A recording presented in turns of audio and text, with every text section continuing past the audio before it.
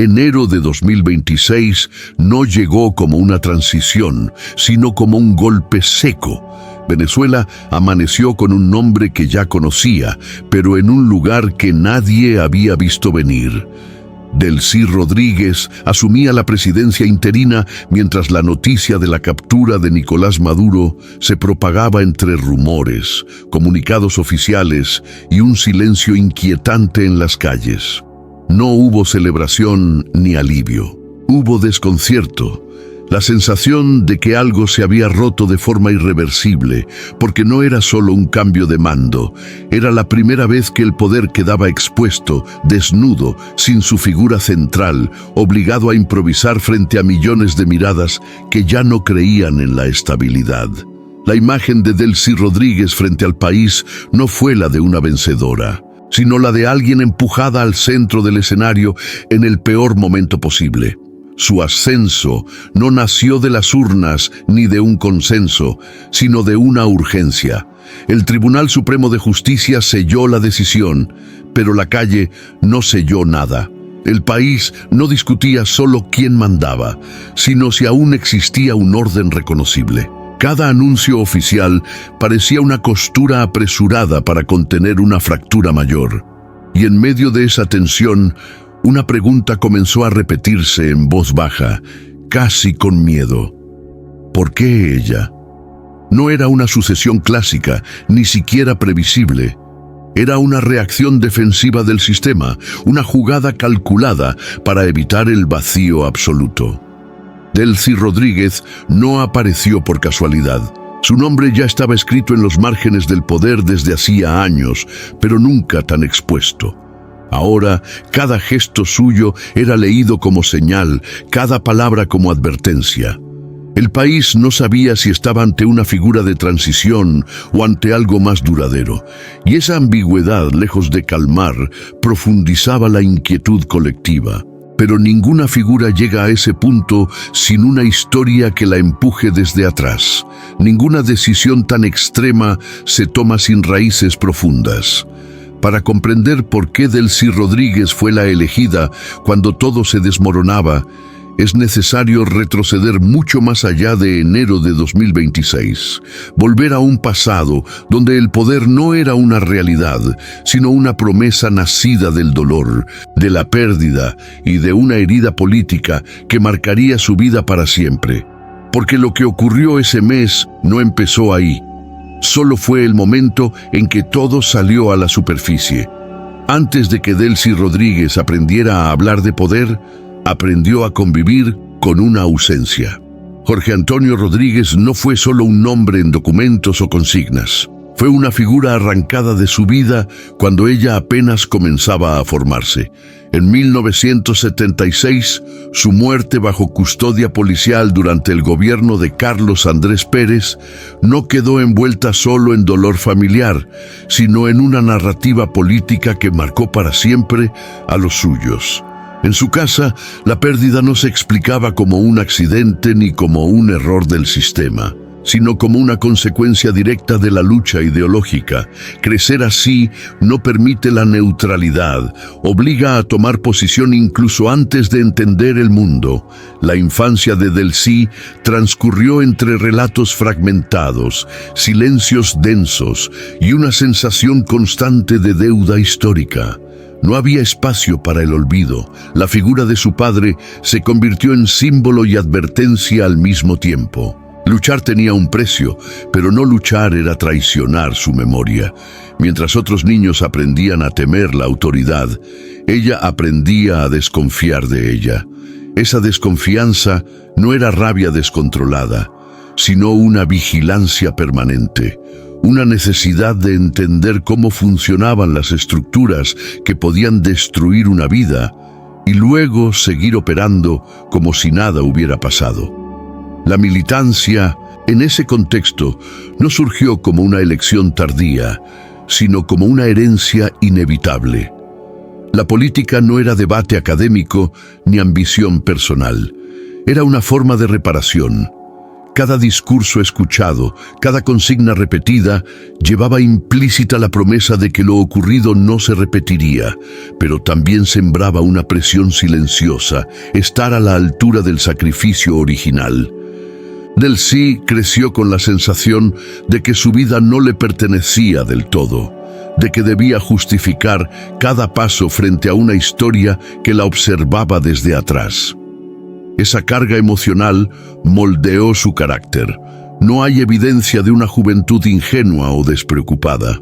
Al contrario, todo indica una madurez precoz, una comprensión temprana de que el poder no es abstracto, sino concreto y peligroso. La muerte de Jorge Antonio Rodríguez no solo politizó su entorno, sino que le enseñó que el Estado puede ser juez y verdugo al mismo tiempo.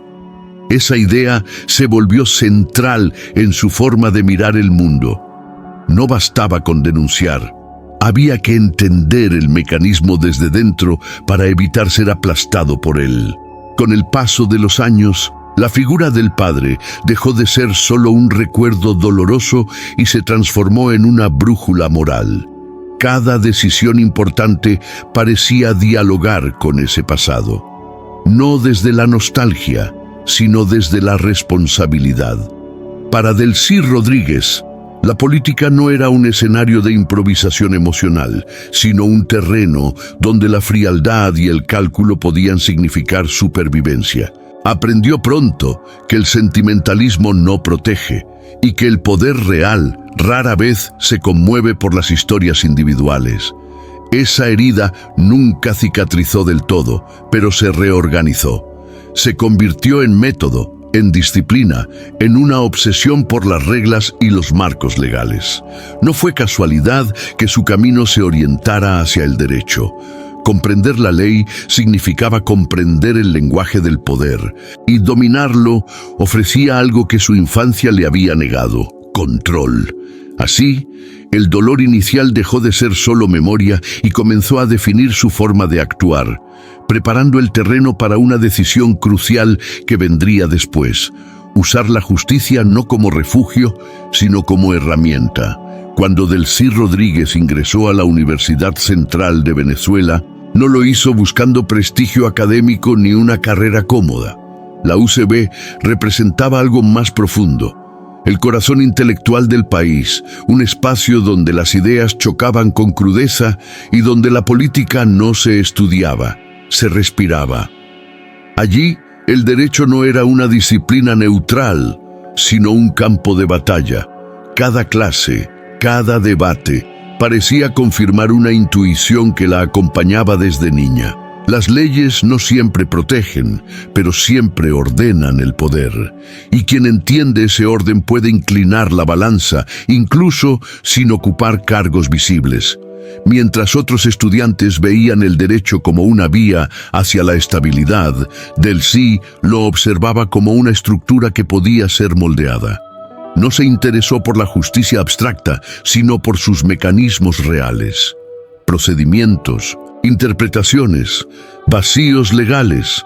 Comprendió que el sistema jurídico no funciona solo con normas escritas, sino con voluntades, alianzas y silencios estratégicos. Esa mirada pragmática la diferenció desde temprano. No buscaba imparcialidad, buscaba eficacia. En un país marcado por tensiones políticas permanentes, esa postura no pasaba desapercibida. La universidad también fue su primer contacto directo con redes políticas organizadas, no desde la militancia callejera, sino desde los espacios técnicos donde se diseñaban argumentos, defensas y narrativas legales. Allí empezó a moverse con naturalidad entre abogados, asesores y operadores políticos que entendían que el poder no siempre se ejerce desde un micrófono. Del Sí aprendió a escuchar más de lo que hablaba, a observar cómo se construían consensos y cómo se neutralizaban adversarios sin confrontación directa. Era un aprendizaje silencioso, pero constante. En ese entorno, el derecho dejó de ser un fin en sí mismo. Se convirtió en una herramienta, no para resolver conflictos, sino para administrarlos. Delcy Rodríguez comprendió que en contextos de alta polarización, la ley puede servir para legitimar decisiones previamente tomadas. Esa comprensión no nació del cinismo, sino de la experiencia.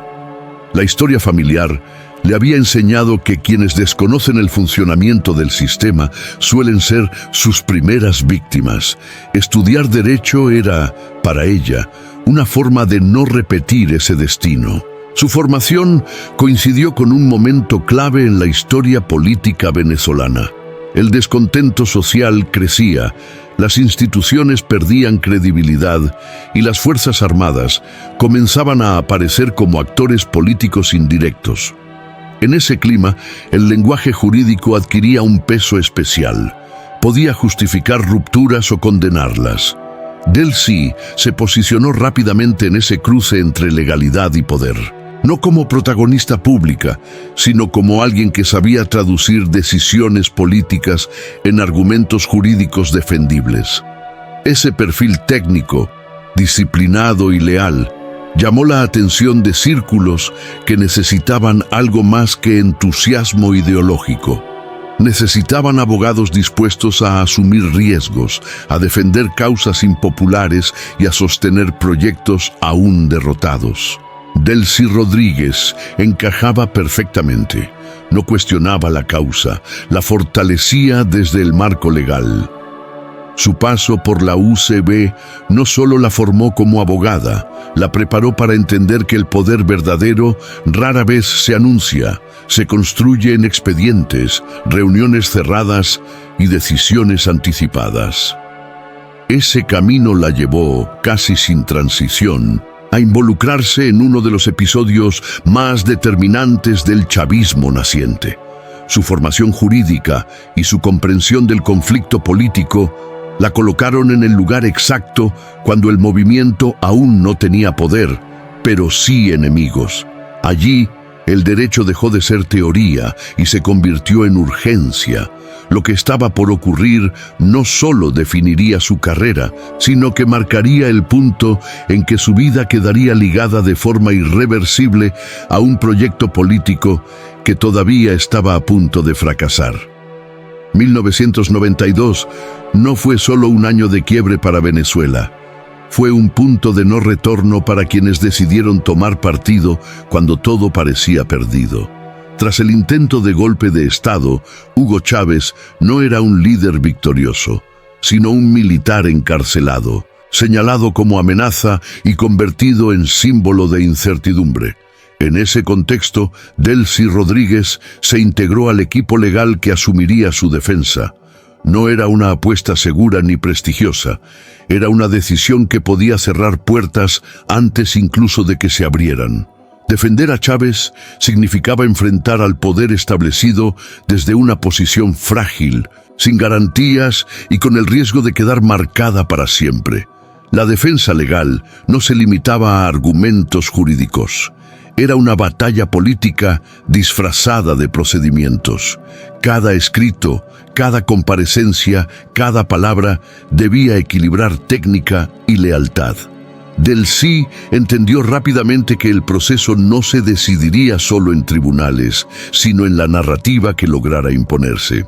Defender a Chávez era también defender la idea de que el sistema había fallado, de que la rebelión no surgía del capricho, sino del colapso institucional. Esa línea era peligrosa, pero necesaria, y ella aceptó caminar sobre ella sin margen para el error. A diferencia de otros abogados que buscaban visibilidad, Delcy operaba desde la discreción. Su trabajo no aparecía en titulares, pero sostenía la estructura del caso. Aprendió a moverse entre presiones, advertencias y silencios incómodos. El mensaje era claro. Asociarse a Chávez en ese momento podía significar el fin de una carrera antes de comenzar. Sin embargo, para ella, retroceder no era una opción. Había aprendido desde muy joven que la neutralidad no protege cuando el poder decide aplastar. En ese escenario, el riesgo era parte del compromiso. La cárcel no solo encerró a Chávez, también consolidó una red de lealtades que se forjarían en la adversidad. Delcy Rodríguez fue parte de ese núcleo que se mantuvo firme cuando el futuro era incierto. La relación no se construyó sobre promesas de cargos ni de victorias, sino sobre la resistencia compartida. Defender a un líder derrotado requería convicción, pero también cálculo. Cada paso debía medir consecuencias a largo plazo, incluso cuando el corto plazo parecía perdido. Allí comenzó a formarse una confianza que más tarde sería determinante. Mientras el país debatía si Chávez debía ser olvidado o castigado, el equipo legal trabajaba para mantenerlo políticamente vivo. Delcy entendió que el verdadero objetivo no era solo lograr beneficios procesales, sino preservar una figura capaz de volver. Ese trabajo exigía paciencia y una fe poco común en la reversibilidad del poder.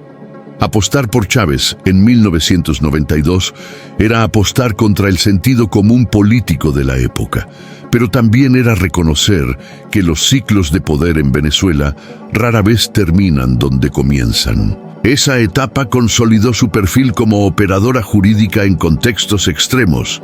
Delcy Rodríguez demostró que podía sostener una causa bajo presión constante, sin exposición pública y sin garantías de recompensa. Aprendió a esperar, a observar, a preparar escenarios futuros, mientras el presente parecía cerrado. Esa capacidad de pensar a largo plazo la diferenció de muchos otros actores del momento. No buscaba protagonismo, buscaba permanencia. Y en política, esa diferencia suele ser decisiva. Cuando Hugo Chávez salió de prisión y años después llegó al poder, el mapa político cambió por completo.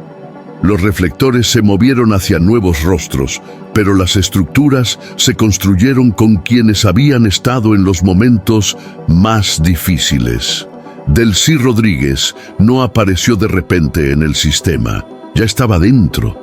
Había apostado cuando nadie más lo hacía, y esa lealtad cultivada en la sombra empezaría pronto a traducirse en posiciones estratégicas que la acercarían paso a paso al centro del poder. Con la llegada del chavismo al poder, Delcy Rodríguez dejó definitivamente la sombra para ocupar espacios visibles, pero nunca cómodos. Su nombramiento como ministra de Comunicación e Información la colocó frente a una tarea ingrata: sostener el relato oficial en un país cada vez más fracturado. No se trataba solo de informar, sino de contener. Cada palabra debía cerrar grietas, cada mensaje debía resistir la presión de una realidad que se desbordaba. En ese rol, Delcy aprendió que la comunicación política no busca convencer a todos, sino evitar que el sistema se desmorone por completo. Era el inicio de una exposición constante, sin margen para errores públicos. Con el tiempo, su figura se volvió inseparable del discurso del poder. Ya no era una técnica detrás del telón, sino una voz reconocible, firme, muchas veces confrontativa. Ese perfil la llevó a la Cancillería, un terreno aún más hostil. Como ministra de Relaciones Exteriores, Delcy Rodríguez se convirtió en la representante directa del régimen ante un mundo que miraba a Venezuela con creciente desconfianza. Sanciones, denuncias y aislamiento marcaron su gestión. Cada viaje, cada intervención internacional era una defensa a contracorriente. No hablaba desde la simpatía, sino desde la resistencia. Y esa posición, aunque desgastante, reforzó su centralidad dentro del sistema. Ser canciller significó enfrentar no solo a gobiernos extranjeros, sino también a la narrativa global que presentaba a Venezuela como un estado fallido. Delcy asumió ese rol sin matices. No buscó suavizar el mensaje ni tender puentes emocionales. Su estrategia fue clara: confrontar, denunciar injerencias y cerrar filas. Esa postura le ganó enemigos fuera del país, pero fortaleció su imagen interna como una funcionaria leal, capaz de sostener el proyecto incluso cuando el costo personal era alto. En un régimen donde la lealtad es moneda de cambio, esa firmeza no pasó desapercibida. El punto más delicado llegó en 2017, cuando asumió la presidencia de la Asamblea Nacional Constituyente. Ese órgano nació en medio de protestas masivas, cuestionamientos legales y una profunda crisis institucional. Delcy Rodríguez quedó al frente de una estructura diseñada para reconfigurar el poder del Estado. Su rostro pasó a simbolizar una decisión que dividió al país. Para algunos era orden, para otros ruptura definitiva. Ella entendía que no había espacio para ambigüedades. La constituyente no buscaba consenso, buscaba control, y ella fue la encargada de administrarlo. Esa etapa consolidó su imagen como una de las figuras más duras y visibles del chavismo. Cada intervención suya generaba reacciones inmediatas, dentro y fuera del país. La exposición constante tenía un costo psicológico evidente. Vigilancia permanente, ataques personales y una presión que no se apaga al final del día. Sin embargo, Delcy Rodríguez parecía cómoda en ese fuego cruzado. Había aprendido que el poder real no se ejerce desde la aprobación, sino desde la capacidad de sostener decisiones impopulares sin titubeos. Esa resistencia la distinguía en un entorno cada vez más reducido. A medida que acumulaba cargos, también acumulaba información, influencia y acceso directo al núcleo del poder. Delcy no solo ejecutaba órdenes, participaba en su diseño. Su paso por comunicación, la diplomacia y la constituyente la convirtió en una pieza transversal del sistema. Conocía las debilidades del discurso, las fisuras internacionales y los límites legales que aún podían estirarse. Esa visión integral la hacía indispensable. Ya no era solo una vocera, era una estratega con una comprensión profunda de cómo sobrevivía el régimen bajo presión constante. Pero esa visibilidad política tenía un límite. Hablar, representar y confrontar no bastaba para sostener un Estado asfixiado económicamente. El siguiente paso no sería simbólico, sino estructural. El verdadero poder ya no estaba solo en las palabras ni en los foros internacionales, sino en el manejo directo de los recursos. Y Delcy Rodríguez, con su historial de lealtad y control, estaba a punto de entrar en la esfera más sensible de todas, la economía, donde cada decisión tendría consecuencias inmediatas y donde el margen de error sería aún menor. Cuando Delcy Rodríguez asumió el Ministerio de Economía y Finanzas, el país ya estaba inmerso en un colapso profundo. Las sanciones internacionales habían convertido la gestión económica en un campo minado, donde cada decisión implicaba riesgos políticos y consecuencias inmediatas. Su rol dejó de ser técnico y pasó a ser estratégico, mantener al Estado funcionando en condiciones extremas. La economía se redujo a una lógica de supervivencia, basada en decisiones discretas, opacas y muchas veces impopulares, donde sostener el sistema era la única prioridad posible. La gestión bajo aislamiento global exigió algo más que formación jurídica o económica. Requirió creatividad para sortear bloqueos, construir mecanismos paralelos y operar en zonas grises donde las fronteras legales se volvían difusas. Delcy entendió que el enfrentamiento no se daba en discursos públicos, sino en movimientos silenciosos.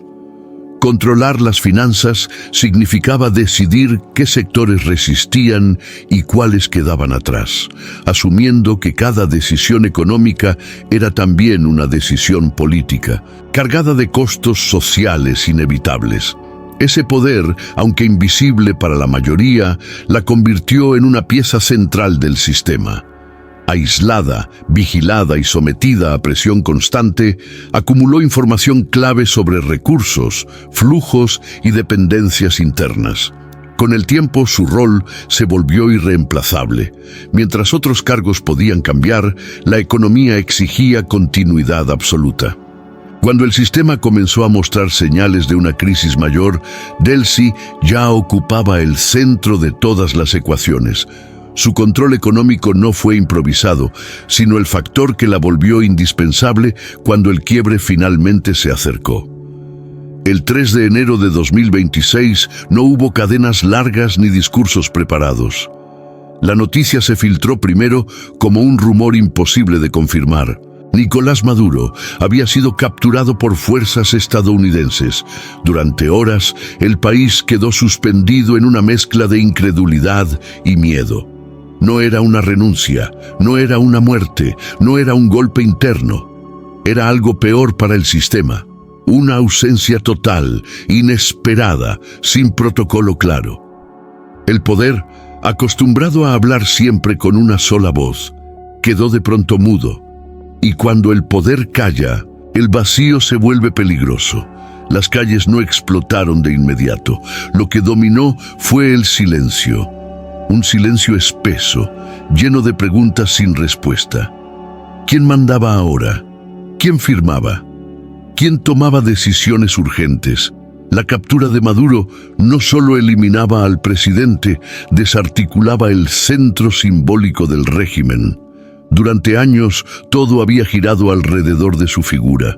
Su ausencia dejó al descubierto algo que muchos intuían, pero pocos decían en voz alta. El sistema no estaba preparado para funcionar sin él. No había margen para improvisar, ni tiempo para disputas internas. Dentro del poder, las horas siguientes fueron caóticas. Reuniones cerradas, llamadas cruzadas, órdenes contradictorias. La estructura que parecía sólida comenzó a mostrar fisuras. Cada actor medía sus movimientos con extremo cuidado, consciente de que cualquier error podía acelerar el colapso. No se trataba solo de quién asumiría el mando, sino de cómo evitar que la noticia desencadenara una reacción en cadena. El control debía mantenerse, aunque el rostro visible hubiera desaparecido, y eso exigía decisiones rápidas, pero también calculadas. La presión internacional se intensificó de inmediato. Gobiernos, organismos y medios exigían explicaciones. El relato oficial habló de secuestro, intentando recuperar la iniciativa narrativa, pero puertas adentro, el problema era otro. Sin Maduro, no había una figura capaz de absorber el impacto. El poder necesitaba continuidad, no debate. La prioridad ya no era defender un proyecto político, sino evitar que el vacío se convirtiera en fractura irreversible. En ese contexto, la lealtad dejó de ser un valor simbólico y se transformó en una necesidad operativa. Fue entonces cuando ciertas figuras comenzaron a ganar peso sin anunciarse. No quienes gritaban más fuerte, sino quienes conocían el sistema desde dentro. Personas que sabían cómo funcionaban los resortes legales, financieros y administrativos. La captura de Maduro activó una pregunta silenciosa en los pasillos del poder. ¿Quién puede sostener esto ahora? No cualquiera podía hacerlo. Se necesitaba a alguien con información, con control y, sobre todo, con confianza acumulada a lo largo de años de crisis. El tiempo jugaba en contra. Cada minuto sin una autoridad clara aumentaba el riesgo de desorden interno y presión externa. No había espacio para disputas ideológicas ni para gestos personales. La solución debía parecer institucional, rápida y definitiva, aunque lo fuera solo en apariencia. El régimen necesitaba mostrar que seguía en pie, que el mando no se había evaporado con la captura de su líder. Y esa imagen debía construirse desde el único lugar que aún conservaba una apariencia de legalidad. En medio de ese vacío absoluto, todas las miradas convergieron en una instancia específica. El Tribunal Supremo de Justicia, hasta entonces una pieza más del engranaje, quedó de pronto en el centro de la escena.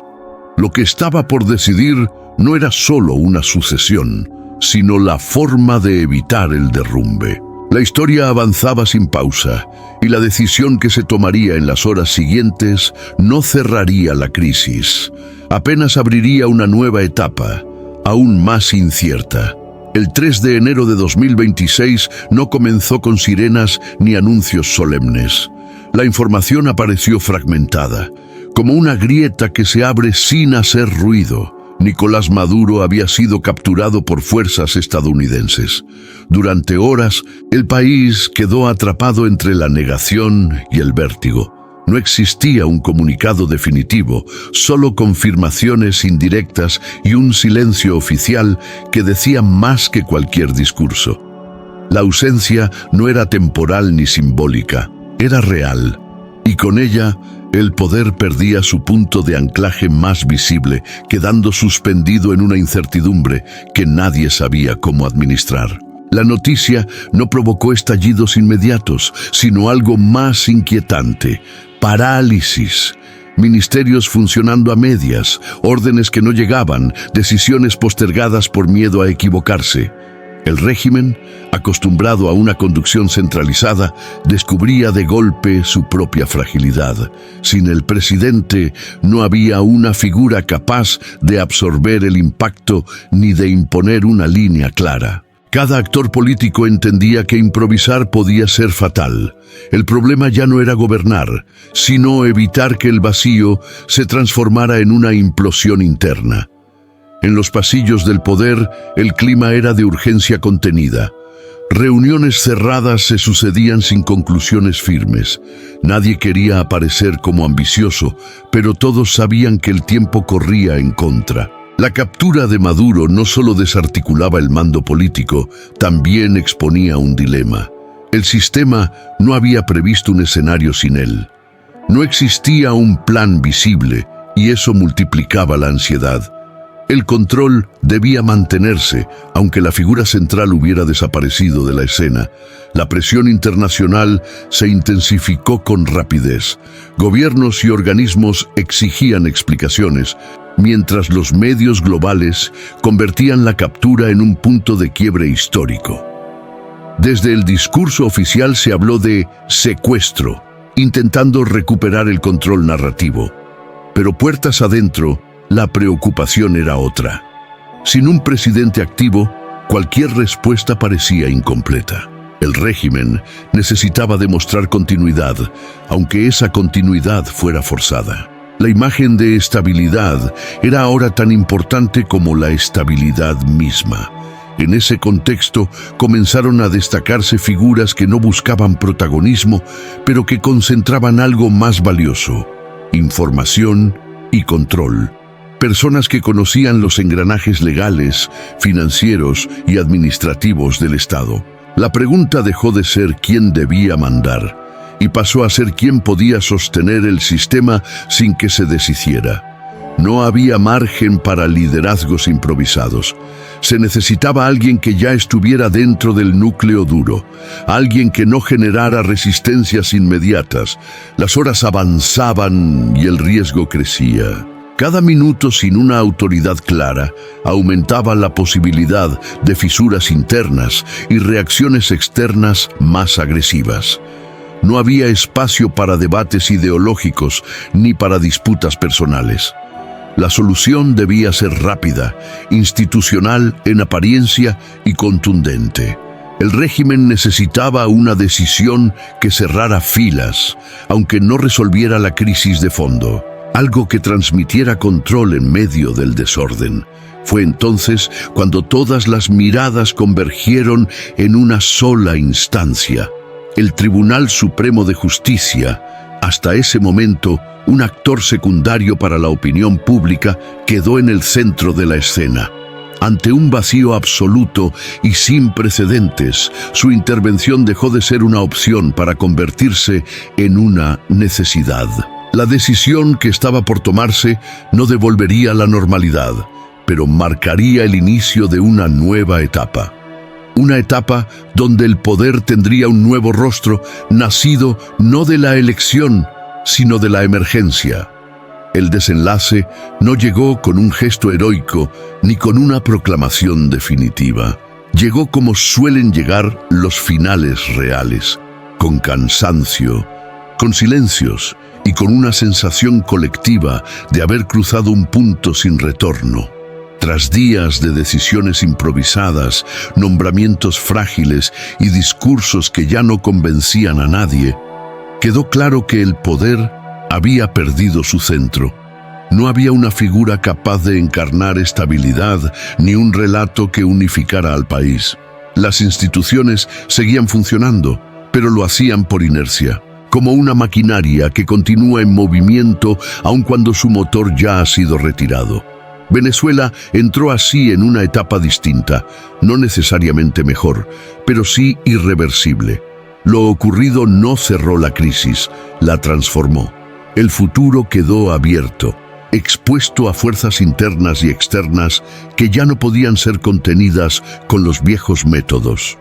El país comprendió, quizá por primera vez en mucho tiempo, que nada volvería a ser como antes, no por la caída de un hombre o el ascenso de otro, sino porque el sistema mismo había quedado desnudo. Lo que vendría después ya no dependería de decretos ni de cargos, sino de una reconstrucción profunda que aún no tenía forma, ni rostro, ni garantías.